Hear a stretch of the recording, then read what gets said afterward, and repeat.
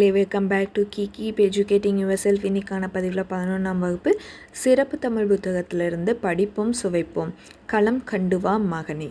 புறநானூறு.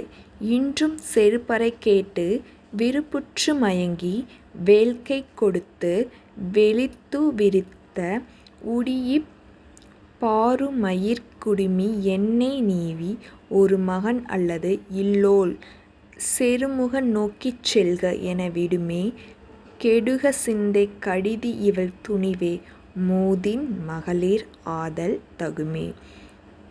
இந்த பாட்டு Purananuru. TNPSC group 2ல் கேட்க வாய்ப்பு இருக்குது.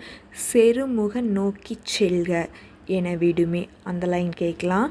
அப்படி இல்லைன்னா கெடுக சிந்தை கடிதி இவள் துணிவே மூதின் மகளிர் ஆதல் தகுமே இந்த வரியும் கேட்கலாம். இல்லைன்னா இதில் ஏதோ ஒரு வரி கொடுத்துட்டு இந்த பாடலின் வரி எந்த நூலில் இருக்குது அப்படின்னு சொல்லி கேட்டாங்கன்னா புறநானூறு. அப்படி இல்லைன்னா இந்த பாடல் வரி கொடுத்துட்டு பாடியவர் யார் அப்படின்னு கேட்டாங்கன்னா ஒக்கூர் மாசாத்தியார் அப்படின்னு சொல்லலாம்.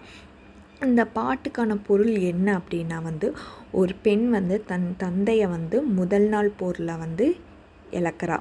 அடுத்த நாள் அவருடைய கணவன் அதே போரில் வீரமரணம் அடைகிறார்.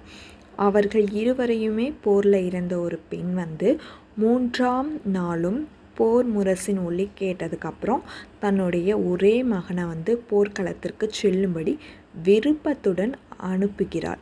தன் மகனுக்கு ஆடை உடுத்தி அவனுக்கு தலைமுடிக்கு எண்ணெய் தேய்த்து வீர மொழிகளையும் கூறி வழி அனுப்பி வைக்கிறார்.